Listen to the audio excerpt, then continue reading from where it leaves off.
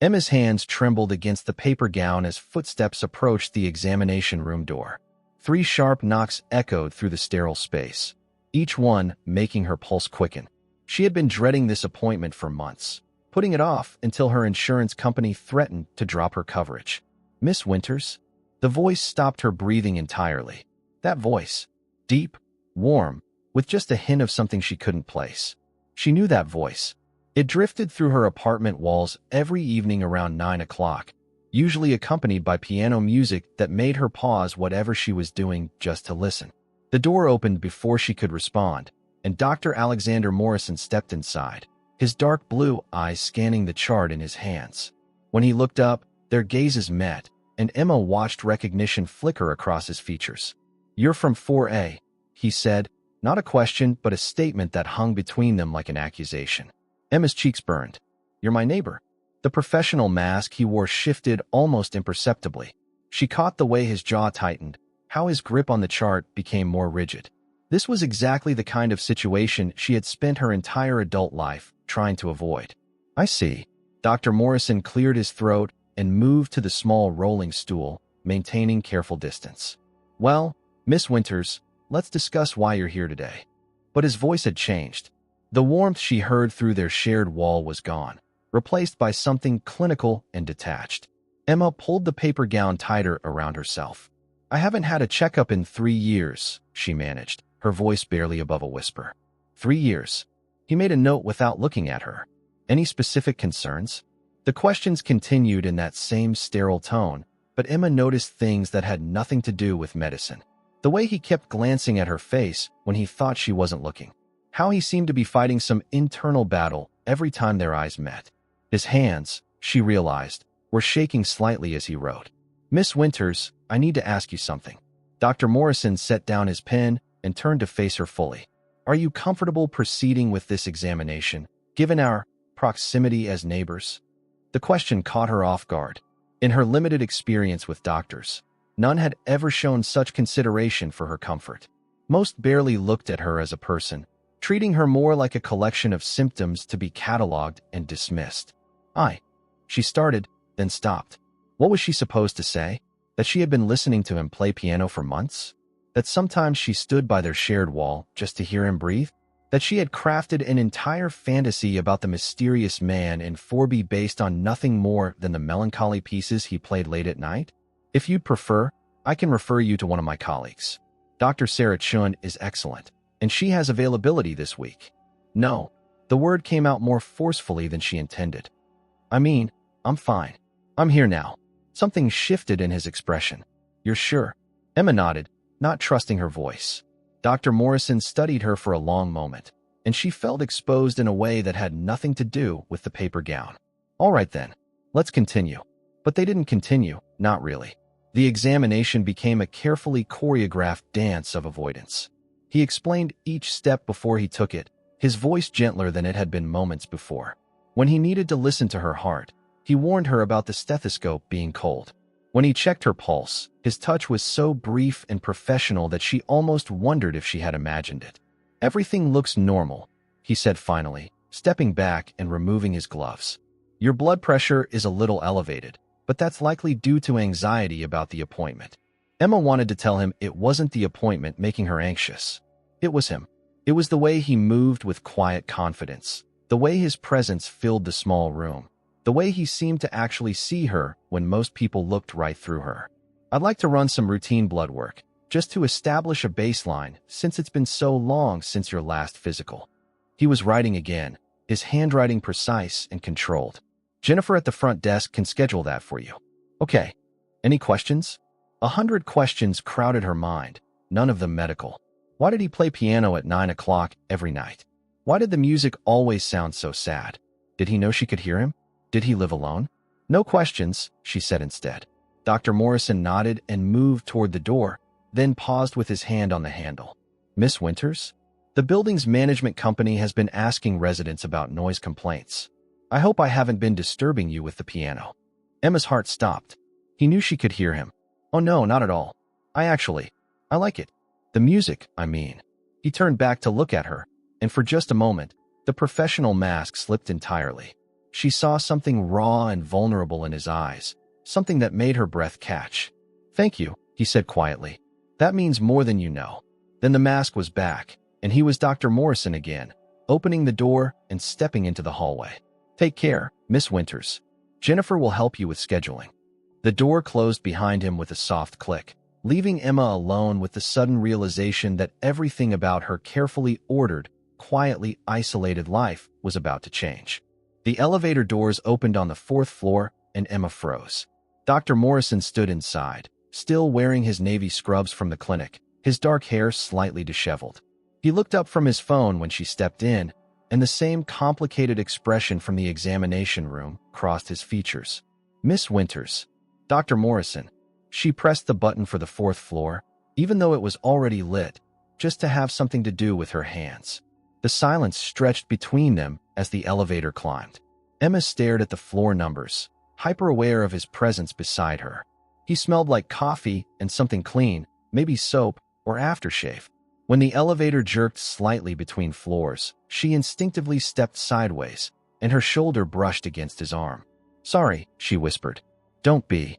His voice was different again, softer than it had been in the clinic. These old elevators have a mind of their own.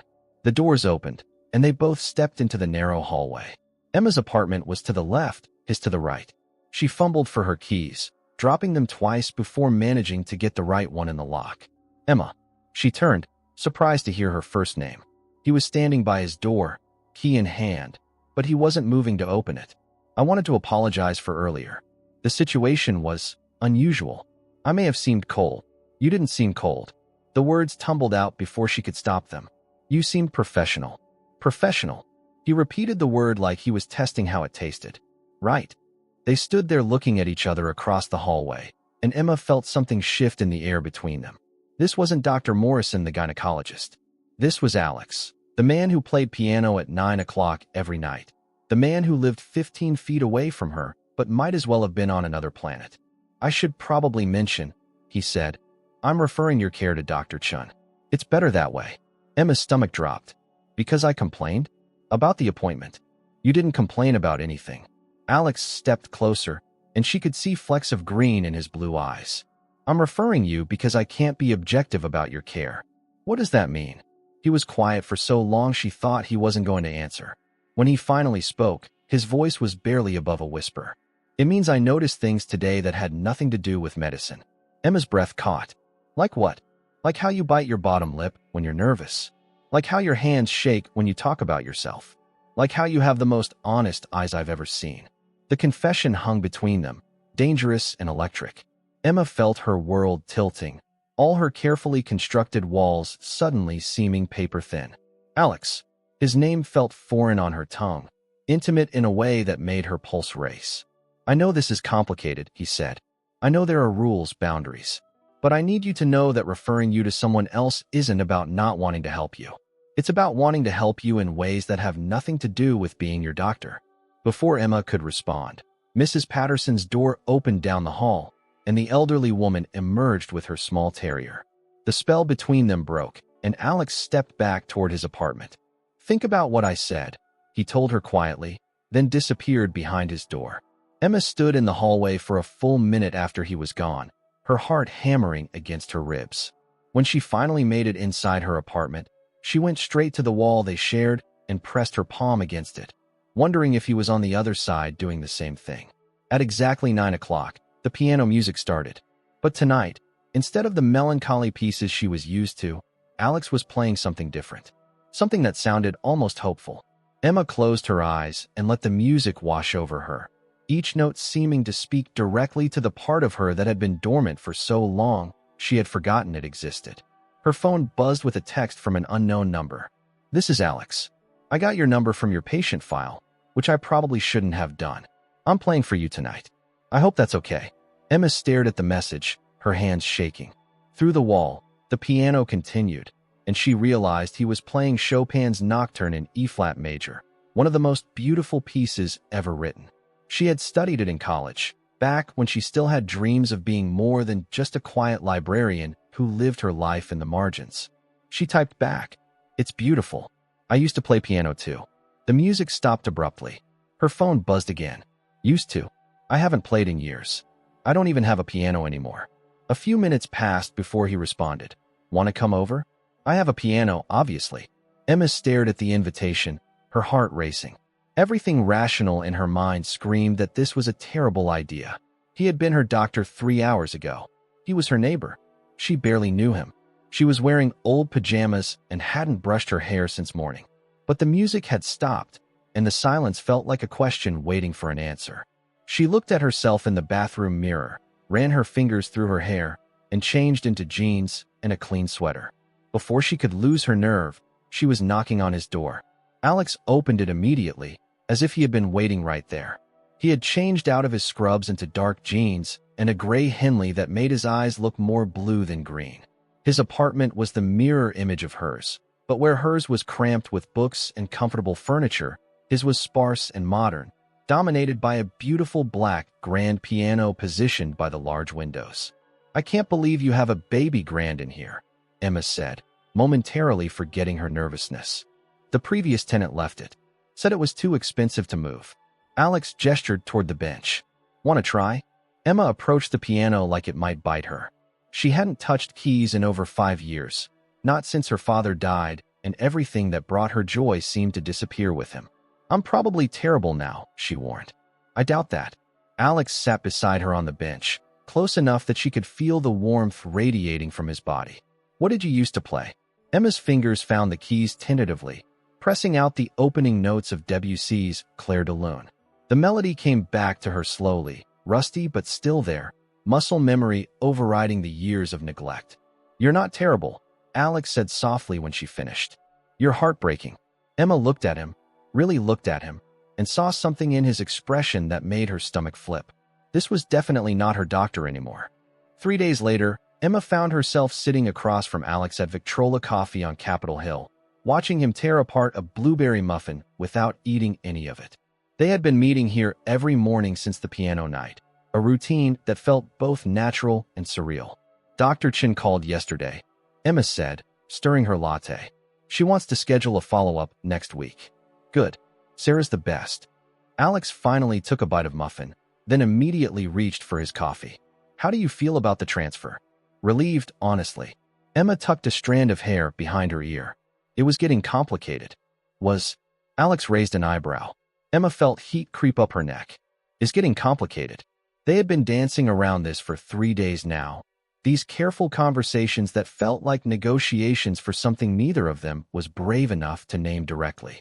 Alex had officially transferred her case, citing a potential conflict of interest that made the other doctors in his practice raise eyebrows, but ask no questions. I volunteer at the literacy program downtown, Emma said, changing the subject to safer ground. Teaching adults to read. What about you? Any hobbies besides making your neighbors question their life choices with beautiful piano music? Alex laughed, the first genuine laugh she had heard from him. I volunteer at the free clinic in Belltown. 1 Saturday a month. He paused. And I didn't know I was making you question your life choices. Everything about you makes me question my life choices. The words slipped out before Emma could stop them, hanging in the air between them like a confession. Alex went very still, his coffee cup halfway to his lips. Emma, I know this is crazy. I know I barely know you, and 3 days ago you were my doctor, and I'm probably the least interesting woman you've ever met, but... Stop. Alex set down his cup and leaned forward. You think you're not interesting? I'm a librarian who lives alone with too many books and talks to her plants. You speak 3 languages. You taught yourself to play Chopin when you were 15. You volunteer your time to help people learn to read because you believe everyone deserves access to stories. Alex's voice was intense, focused entirely on her. You listen to my music through the wall every night and somehow hear things in it that I didn't even know I was playing. How is any of that not interesting? Emma stared at him. How do you know I speak 3 languages? You had Neruda and Marquez on your emergency contact form. In Spanish. And there was a French novel sticking out of your purse during your appointment. You notice my book? I notice everything about you. That's the problem. The confession sent heat spiraling through Emma's chest. She was about to respond when Alex's entire body went rigid, his gaze fixed on something over her shoulder. Alex. The voice was honey and ice, cultured and sharp. What a surprise. Emma turned to see a woman approaching their table, and her stomach immediately dropped. Tall, blonde, wearing a tailored coat that probably cost more than Emma's monthly rent. Beautiful in the way that seemed effortless but definitely wasn't. Victoria. Alex stood slowly, and Emma could see tension radiating through every line of his body. What are you doing here? Meeting a friend for coffee. Though she seems to be running late. Victoria's pale blue eyes swept over Emma with the kind of assessment that managed to be both dismissive and cutting. Aren't you going to introduce me? Emma Winters. This is Dr. Victoria Sterling. Victoria, Emma. Victoria extended a perfectly manicured hand. How nice. And how do you two know each other? The question felt loaded, dangerous. Emma glanced at Alex, but his face had gone completely neutral, unreadable. We're neighbors, Emma said. Neighbors. Victoria smiled, but it didn't reach her eyes. How convenient. Victoria. Alex's voice carried a warning. I'm not judging, darling. Everyone needs hobbies. Victoria's smile widened. Though I have to say, this is quite a departure from your usual type. Emma felt like she had been slapped. She started to stand, but Alex caught her wrist gently. Don't, he said quietly. I should go anyway. I have work. Of course you do. Victoria looked delighted. It was lovely meeting you, Emma. I'm sure we'll see each other again. Emma gathered her things quickly, avoiding Alex's eyes. She could feel both of them watching her as she walked away, could hear the low murmur of their voices starting up again behind her. She made it 2 blocks before her phone buzzed. Don't listen to anything she said. Please. Emma stopped walking and turned around. Alex was jogging toward her, having left Victoria at the coffee shop. Alex, you don't need to. Yes, I do. He was slightly out of breath when he reached her. Victoria is my ex-fiancée. We ended things 8 months ago, and it wasn't amicable. Your ex-fiancée. Emma felt the words like a physical blow.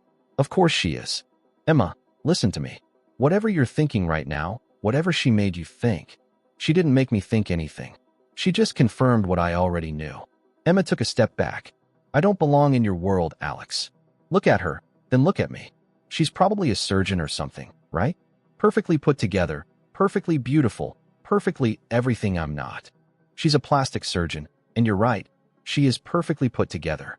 She's also manipulative, self-centered, and cruel. Alex moved closer. And you're wrong about not belonging. You belong exactly where you are. Which is where? Here. With me. If that's what you want.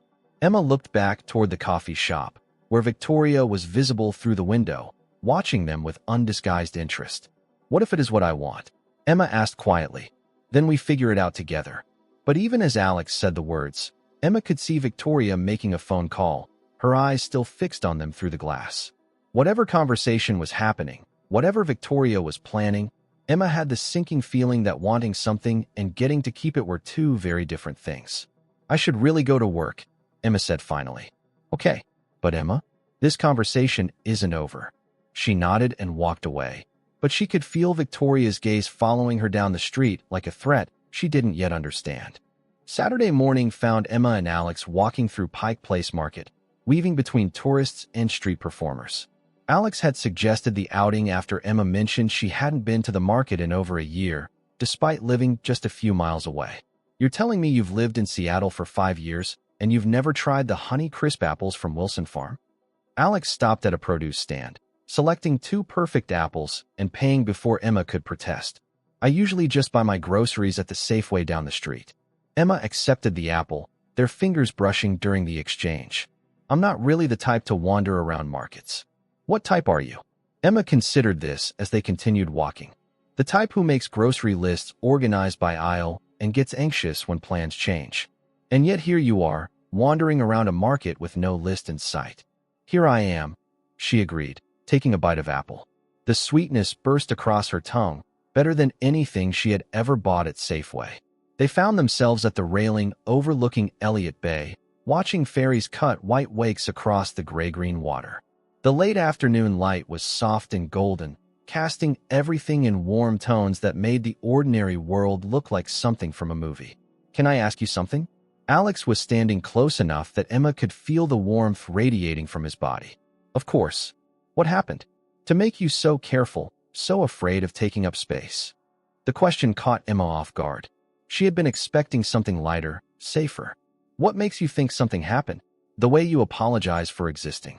The way you act like you're surprised when people notice you. Alex turned to face her fully. Someone taught you to be invisible. Emma looked out at the water, watching a seagull dive for fish. My father died when I was 21. Cancer. I spent 2 years taking care of him, watching him fade away piece by piece. She took a shaky breath. After he died, I just forgot how to be around people, how to want things for myself. I'm sorry. Alex's voice was gentle. That must have been devastating. He was all I had. My mom left when I was 8, so it was just us. Emma smiled sadly. He used to say I was his brave girl, but I don't think I've been brave since he died. You're being brave right now. Emma looked at him. How? You're here. You're talking to me. You're letting yourself want something. Alex reached up and tucked a strand of hair behind her ear, his fingers trailing along her jawline. You're being brave. Something shifted between them, the air becoming charged with possibility. Alex was looking at her like she was something precious, something worth protecting, and Emma felt herself leaning into that look, into him. Emma, he said softly. Yes.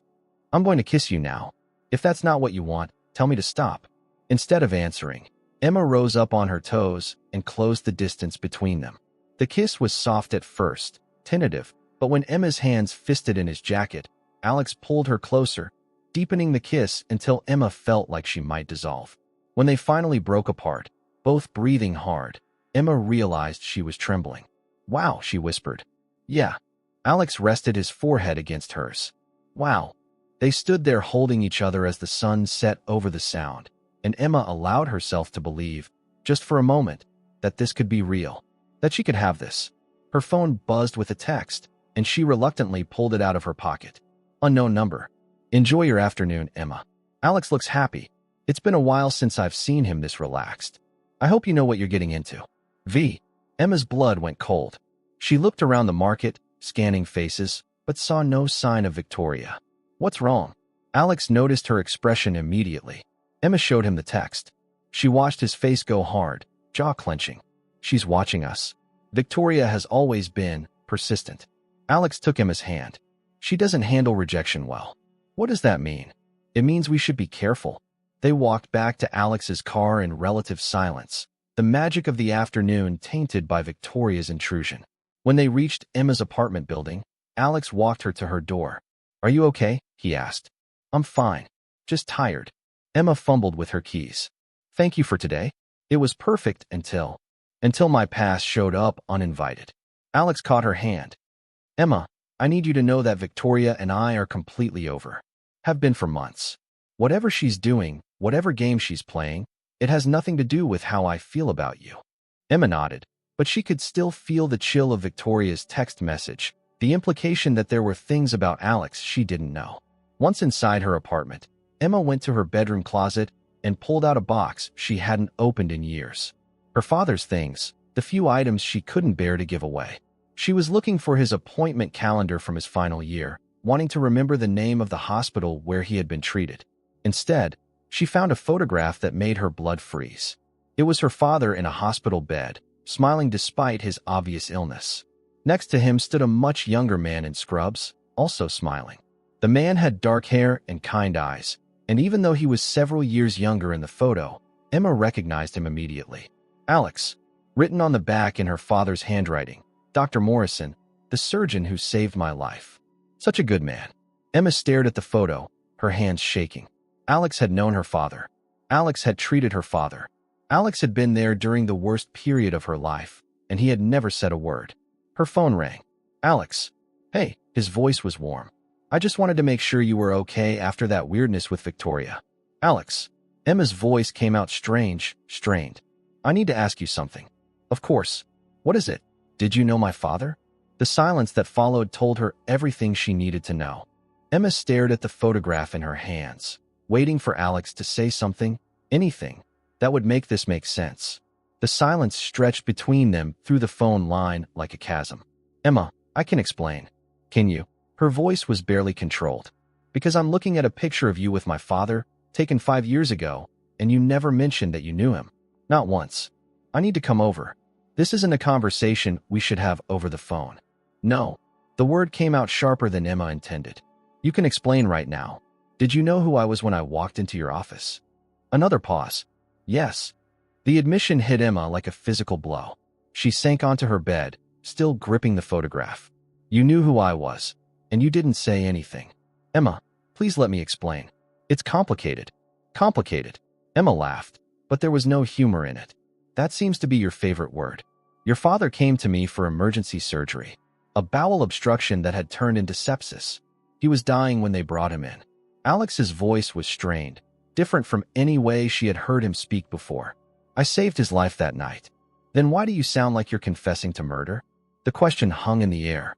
Emma could hear Alex breathing on the other end of the line, could almost feel him struggling with whatever he was about to say.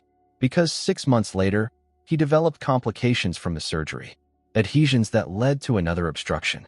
By the time he got to the hospital, it was too late. The damage was too extensive. Emma's world tilted. You're saying you killed my father. No, I'm saying I couldn't save him twice. But you blame yourself. Every day, Emma closed her eyes, trying to process what Alex was telling her. Her father had never mentioned complications from his first surgery. In fact, he had talked about Dr. Morrison with nothing but gratitude and praise. Why didn't you tell me? She asked quietly. When was I supposed to tell you? During your gynecological exam? Over coffee? Right before I kissed you? Alex's voice cracked slightly. Emma, your father's death has haunted me for 5 years. When you walked into my office and I realized who you were, I thought I was going to be sick. So you decided to lie to me instead. I didn't lie. I needed time to figure out how to tell you. Emma stood up and walked to her window, looking out at the city lights. Somewhere out there, Alex was in his apartment, probably pacing, probably hating himself. Part of her wanted to forgive him, to understand why he had kept this secret. But another part of her felt betrayed in a way that cut deeper than she knew was possible. Emma, are you still there? I'm here. Please don't shut me out. We can work through this. Before Emma could respond, there was a knock at her door. She walked over and peered through the peephole, her heart sinking when she saw Victoria standing in the hallway. Alex, I have to go. Emma, wait. She hung up and reluctantly opened the door. Victoria stood there looking perfectly composed, holding 2 cups of coffee and wearing an expression of practiced sympathy. I thought you might need someone to talk to, Victoria said, offering one of the cups. Alex told me about your father. Emma stared at her. Alex told you? We had coffee this morning, before your little market adventure. Victoria stepped past Emma into the apartment without being invited. He was quite upset about the whole situation. What situation? Victoria settled onto Emma's couch as if she belonged there. The fact that he's been lying to you about your father's death. He wasn't lying, exactly. Wasn't he? Victoria tilted her head with false concern. Emma, sweetie, Alex knew exactly who you were from the moment you walked into his office. He pursued a relationship with you while hiding the fact that he was responsible for your father's death. If that's not lying, what would you call it? He said he saved my father's life. Initially, yes. But Alex has always had a problem with accepting responsibility for his failures. Victoria leaned forward. Did he tell you about the malpractice investigation? Emma's blood went cold. What malpractice investigation? Oh dear. He didn't mention that part. Victoria's smile was sharp. There was an inquiry into your father's death. Questions about whether Alex had properly prepared him for the risk of complications, whether he had been thorough enough in his follow-up care. What was the outcome? The investigation was inconclusive, but Alex has never forgiven himself for not doing more. Victoria paused for effect. Of course, he's never forgiven himself for a lot of things. Emma's head was spinning. Why are you telling me this? Because you deserve to know the truth. Alex is a good surgeon, but he's a damaged man, Emma. He collects guilt like some people collect stamps. Victoria stood up, smoothing her skirt. And now he's collected you. What's that supposed to mean? Think about it. Out of all the women in Seattle, he just happened to fall for the daughter of the patient whose death has tormented him for 5 years? That's not coincidence, sweetie. That's obsession. The words hit Emma like a slap. You're saying he doesn't really care about me. I'm saying he cares about you for all the wrong reasons. You're not his girlfriend, Emma. You're his penance. After Victoria left, Emma sat alone in her apartment, staring at the photograph of her father and Alex. Her phone had been ringing constantly, Alex's name appearing on the screen over and over, but she couldn't bring herself to answer. Victoria's words echoed in her mind. Penance. Was that all she was to Alex? A way for him to atone for his perceived failures? When Alex finally appeared at her door an hour later, Emma almost didn't open it. But she could hear him on the other side, pleading with her to let him explain. "Emma, please, just give me 5 minutes." She opened the door, but didn't step aside to let him in. Alex looked terrible, his hair disheveled, his eyes red-rimmed. "Victoria came to see me," Emma said without preamble. Alex's face went white. "What did she tell you? That you've been using me to work through your guilt about my father's death. That's not true, isn't it?" Emma held up the photograph. "How do I know the difference, Alex? How do I know if you care about me, or if you just care about making yourself feel better about losing your patient? Because I'm telling you it's not true. You've been telling me a lot of things. Like how you noticed my book during my appointment, how you pay attention to everything about me. But you failed to mention that you knew exactly who I was before I ever walked into that room." Alex stepped closer, but Emma held up her hand to stop him.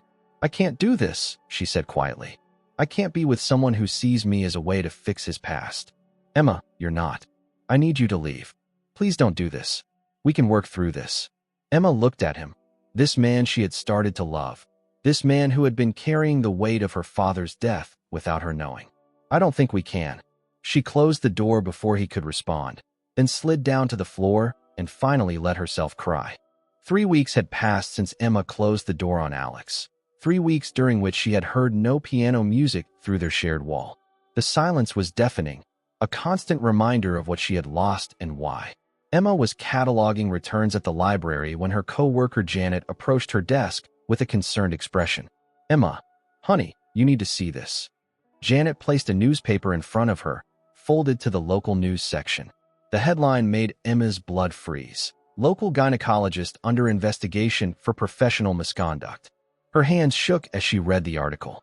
Dr. Alexander Morrison was being investigated by the Washington State Medical Board for allegations of inappropriate conduct with patients.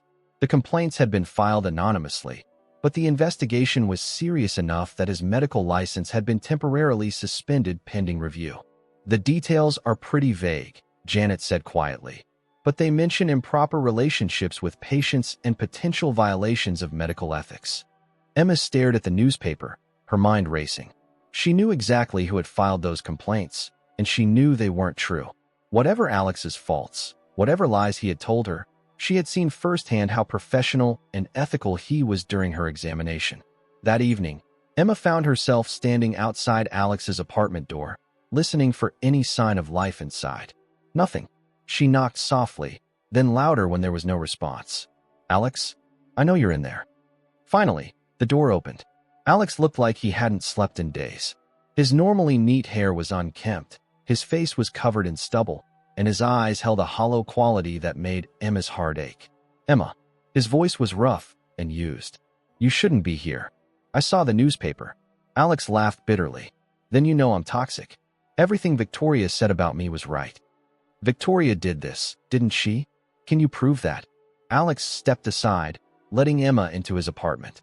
The space was a mess, takeout containers and empty coffee cups covering every surface. The piano bench was overturned, sheet music scattered across the floor. "Alex, what happened?" 3 women came forward with complaints. All anonymous, all claiming I had inappropriate contact with them during examinations. Alex slumped onto his couch. "The board had no choice but to suspend me while they investigate. But it's not true. How do you know? Maybe Victoria was right about me. Maybe I am damaged goods."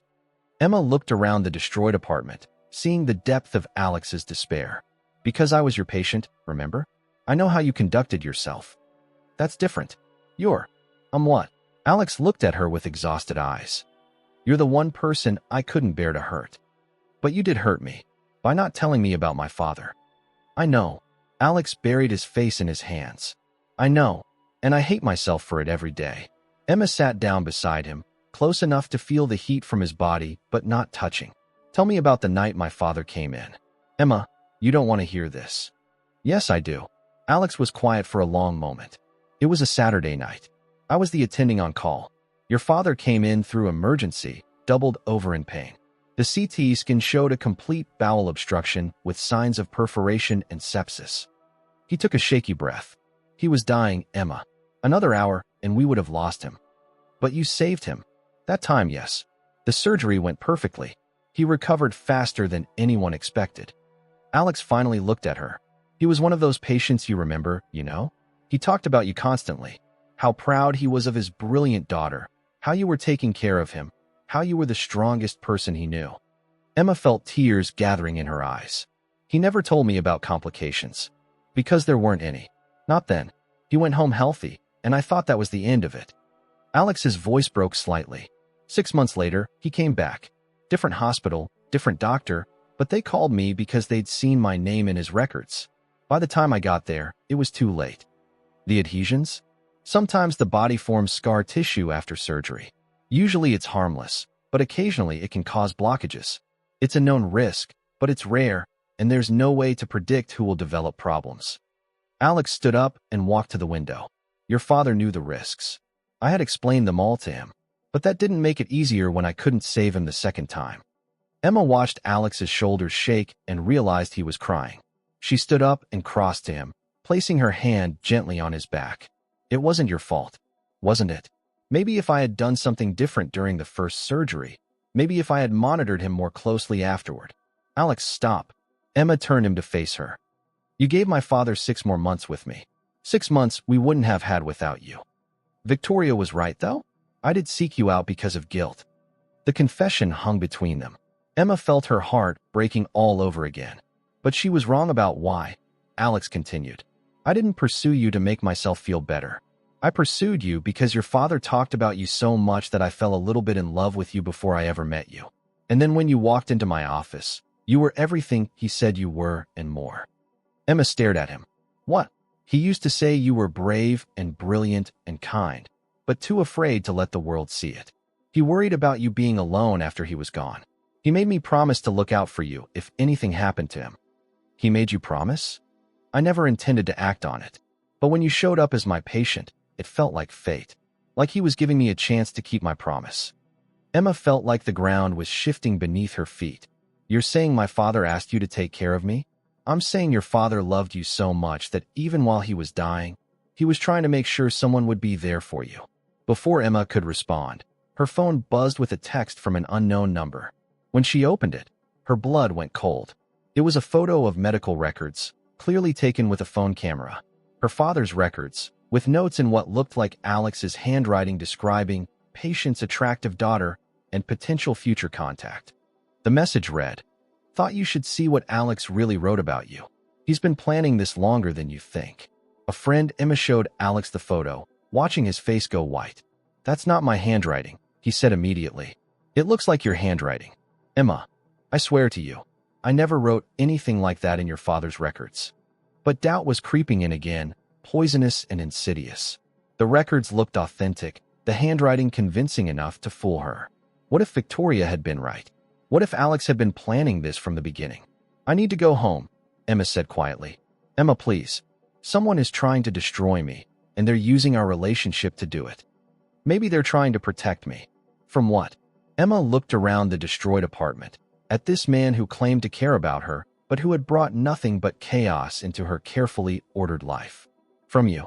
She left Alex standing alone in his ruined apartment and returned to her own, where she spent the night staring at the ceiling and wondering if she had ever really known him at all.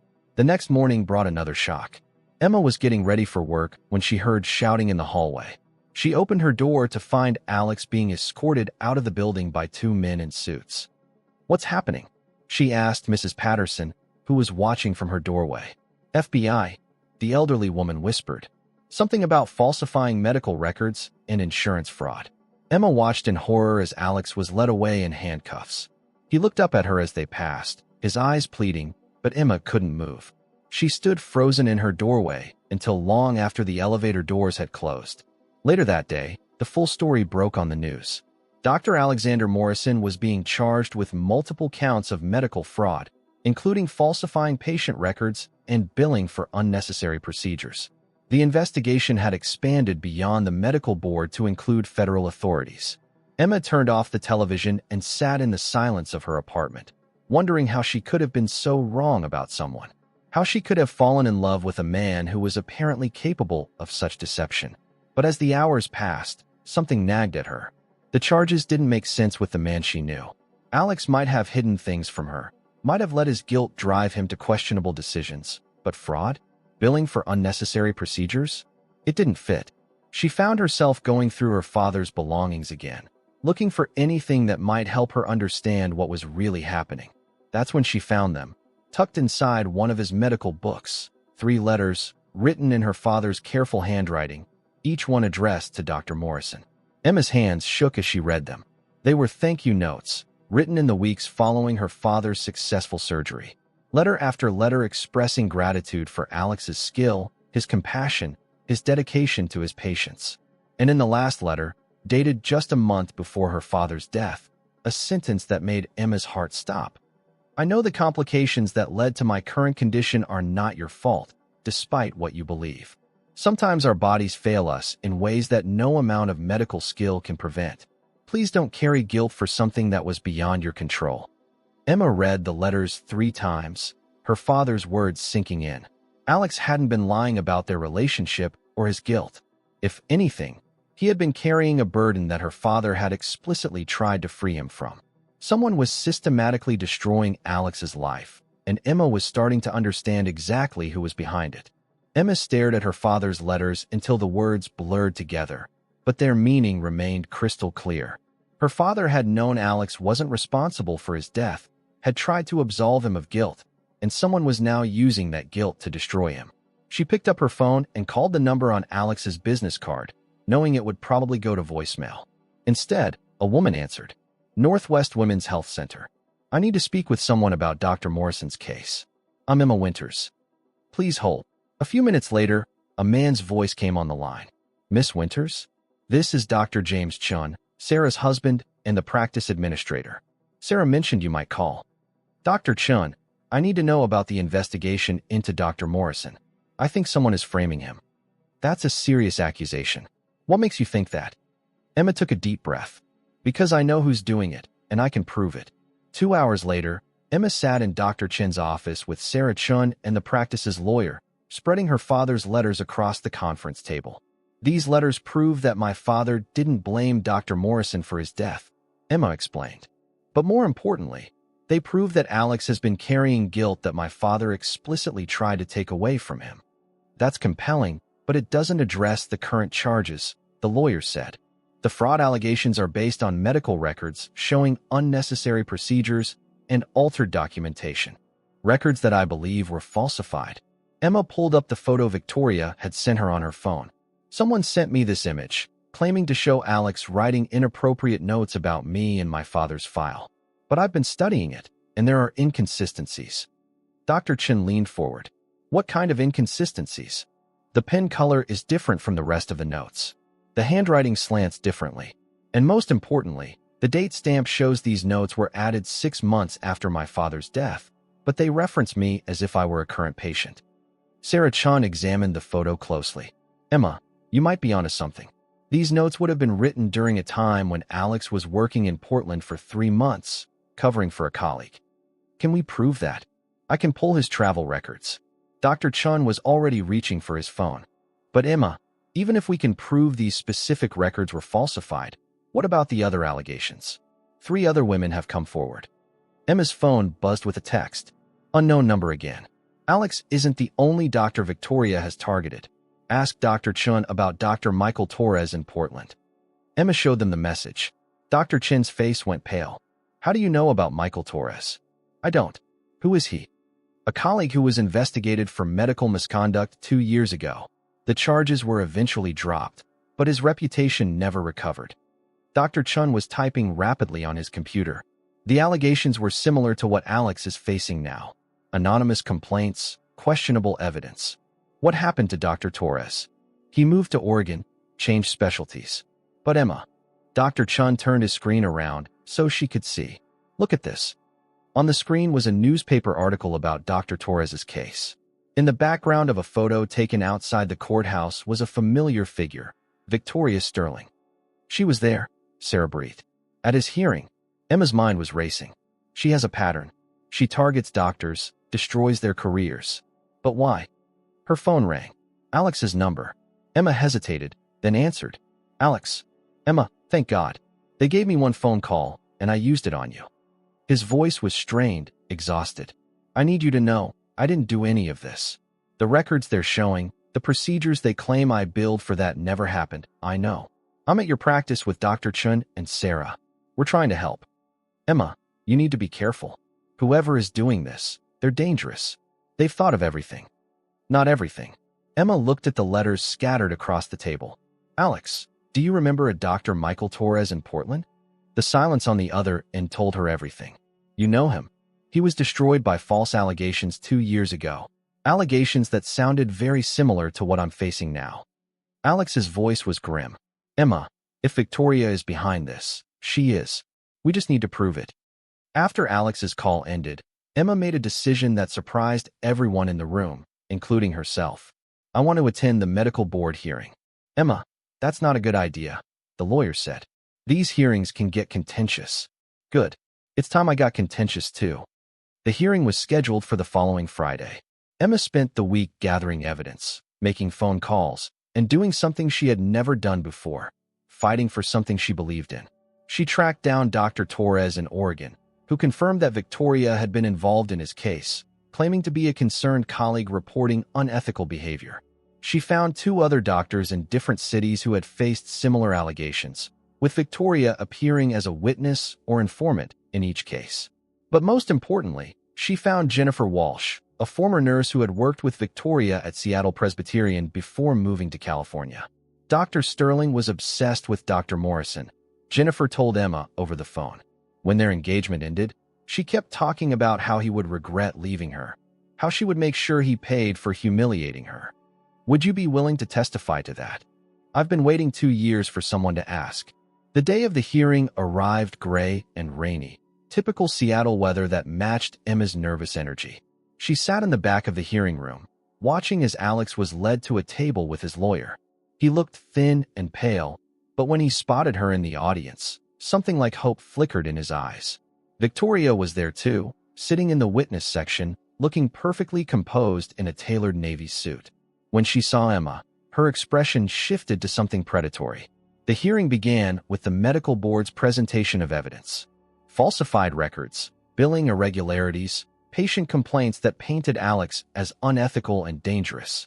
Emma watched Alex's face as each piece of fabricated evidence was presented, saw him flinch with each false accusation. Then it was time for witness testimony. Victoria took the stand first, her performance flawless. She spoke with practiced concern about patient safety, about the difficult decision to come forward against a former colleague.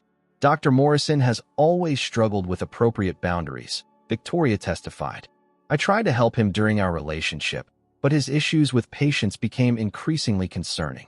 Emma felt rage building in her chest as Victoria spun her web of lies. This was the moment she had been preparing for. When the board called for additional witnesses, Emma stood up. I'd like to speak. The board chairman looked confused. Mississippi. Winters, according to our records, you were Dr. Morrison's patient. We can't allow testimony from patients who may have been. I wasn't victimized by Dr. Morrison, Emma said clearly, her voice carrying across the room. I was victimized by Dr. Sterling. The room went silent. Victoria's composure cracked slightly. Furthermore, Emma continued, walking toward the front of the room.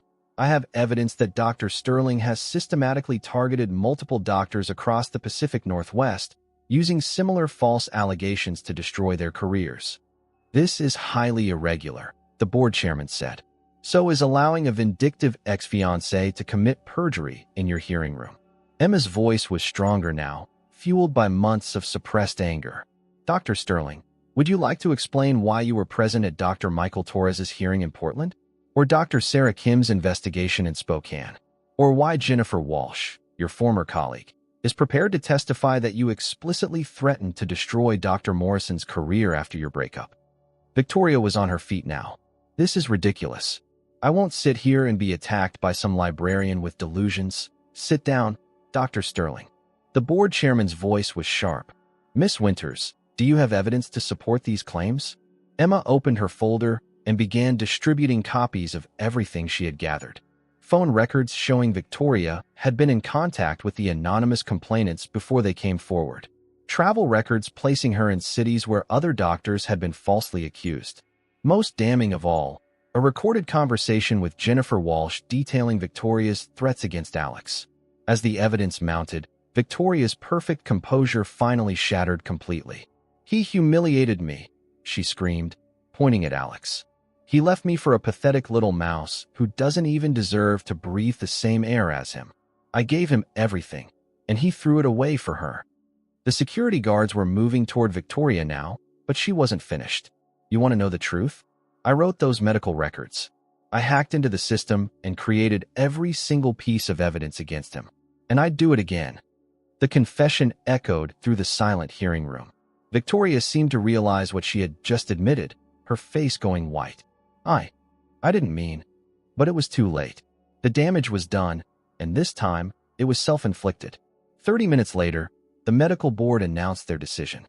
All charges against Dr. Morrison were dropped immediately. Dr. Sterling was being referred to the authorities for investigation of her own conduct. Emma watched as Alex was finally released from the defendant's table, his lawyer patting him on the back. But when Alex looked at her across the room, she saw something in his eyes that hadn't been there before the charges began. A deep, bone-deep exhaustion that went beyond vindication. He had been cleared, but Emma could see that the ordeal had broken something in him that might never fully heal. The hearing room emptied quickly after Victoria's confession, leaving Emma standing alone near the witness table while Alex spoke with his lawyer and the medical board members. She watched him from across the room, noting the way his shoulders remained tense even in victory, the way he kept running his hand through his hair like he couldn't quite believe it was over. When Alex finally looked her way, Emma felt her breath catch. There was gratitude in his eyes, but also something that looked like goodbye. "Emma." He approached slowly, as if she might bolt. "What you did in there? I don't have words." "You don't need words." Emma wrapped her arms around herself, suddenly cold in the overheated room. "I just told the truth. You saved my life, my career, everything." Alex stopped just out of reach, maintaining careful distance. "But I understand if this doesn't change anything between us. I understand if you still can't forgive me for lying about your father." Emma studied his face, seeing exhaustion and hope warring there. "Alex, I forgave you for that weeks ago." "Then why?" "Because forgiving you and trusting myself to be with you are two different things." Emma took a shaky breath. "I've spent my whole adult life being careful, being small, avoiding risk. And then you came along and made me want things I never thought I could have." "Emma, let me finish." She held up her hand. "What scared me wasn't that you had lied to me. It was that I cared enough for it to hurt. It was that I had fallen in love with you so completely that the thought of losing you made me panic." Alex went very still. Had fallen in love with me? Have fallen in love with you. Present tense. Ongoing. Emma felt tears gathering. "But Alex, you've been through hell these past few weeks. Your career, your reputation, everything you worked for was almost destroyed. How do I know you want to be with me because you love me and not because I helped save you?" The question hung between them, and Emma watched Alex consider it seriously instead of rushing to reassure her. It was one of the things she loved about him, the way he thought before he spoke, especially about important things. "Do you know what I thought about every night in jail?" Alex asked finally. Emma shook her head. "I thought about that afternoon at Pike Place Market. The way you laughed when I told you that terrible joke about the fish vendor. The way you looked when you were concentrating on picking out the perfect apple."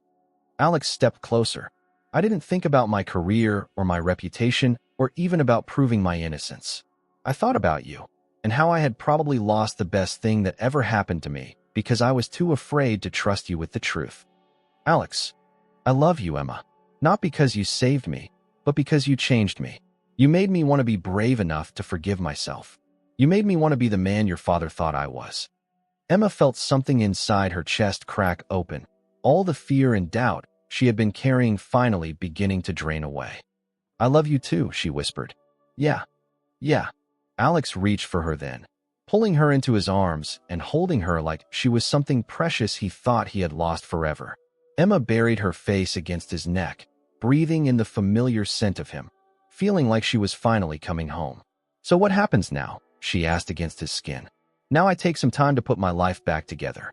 Get back to work, figure out how to move forward." Alex pulled back to look at her. "And I'd like you to be part of that, if you're willing." "I'm willing." The storm that had been threatening all day finally broke as they left the courthouse. rain falling in sheets that sent everyone running for cover. Alex grabbed Emma's hand, and they sprinted toward his car, both of them laughing by the time they reached shelter. "Your apartment or mine?" Alex asked, starting the engine. "Yours. I want to hear you play piano again." 6 months later, Emma stood on the rooftop of their apartment building, looking out over the Seattle skyline as the sun set behind the Olympic Mountains. The city stretched out below them, lights beginning to twinkle in windows as people settled in for the evening. "Remember when you told me you weren't brave?" Alex's voice came from behind her. Emma turned to find him walking toward her, but something was different about his expression. He looked nervous, excited, like he was holding on to a secret. "I remember a lot of things you've told me." Emma smiled. "You'll have to be more specific. That first day at Pike Place Market. You said you hadn't been brave since your father died." "I remember." Alex stopped in front of her, taking her hands in his. "I've been thinking about that a lot lately. About bravery and what it means." Emma's heart started beating faster. There was something formal about the way Alex was speaking, something that made her think this wasn't a casual conversation. "What did you conclude?" "I concluded that you've been brave every day since I've known you. You were brave when you walked into my office even though you were terrified. You were brave when you let me kiss you. You were brave when you confronted me about your father, and brave when you walked away when you thought I had betrayed you." Alex's voice was soft but intense. "And you were incredibly brave when you stood up in that hearing room and fought for me when I couldn't fight for myself." "Alex, what are you doing?" Instead of answering, Alex dropped to one knee, pulling a small velvet box from his pocket. Emma's breath caught in her throat. "Emma Charlotte Winters, you are the bravest person I know, and I want to spend the rest of my life being brave enough to deserve you." Alex opened the box, revealing a simple, perfect diamond ring that caught the last rays of sunlight. "Will you marry me?" Emma stared down at him. This man who had turned her carefully ordered world upside down and then helped her rebuild it into something beautiful. 6 months ago, she had been a woman who apologized for taking up space, who lived in the margins of her own life. Now she was someone who fought for what she believed in, who loved without reservation, who had found her voice and wasn't afraid to use it. "Yes," she said, the word coming out as barely more than a whisper. "Yes." Alex's face lit up with joy. "Yes," Emma said louder, laughing as Alex slipped the ring onto her finger and then stood to kiss her. The kiss was soft and sweet and full of promise, and when they finally broke apart, both of them were crying. "I love you," Alex murmured against her forehead. "I love you too. So much it still scares me sometimes." "Good. If it doesn't scare you a little, it's probably not worth having." They stood there on the rooftop as darkness fell over Seattle, holding each other and watching the city light up below them. Emma thought about her father, about how he would have loved Alex, how proud he would have been to see her finally living fully instead of just existing. She thought about the quiet librarian she had been just months ago and marveled at how love had transformed her into someone she barely recognized. Someone stronger, braver, more alive than she had ever thought possible. "So what happens now?" Emma asked, echoing the question she had posed in the courthouse months earlier. "Now we plan a wedding. We build a life together. We drive each other crazy and make each other laugh and figure out how to be happy." Alex tightened his arms around her. "And I play piano for you every night for the rest of our lives." "Every night, every night." Emma smiled, thinking about all the nights ahead of them, all the music yet to be played, all the stories yet to be written. She had spent years believing that love was something that happened to other people, something too risky and unpredictable for someone like her.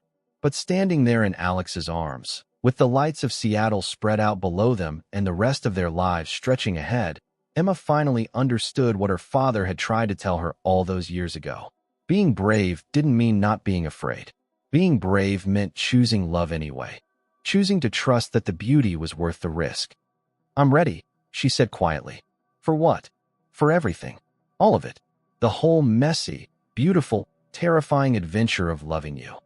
Alex smiled and kissed her again, and somewhere in the distance, Emma could swear she heard piano music drifting on the wind, playing a song that sounded exactly like Coming Home.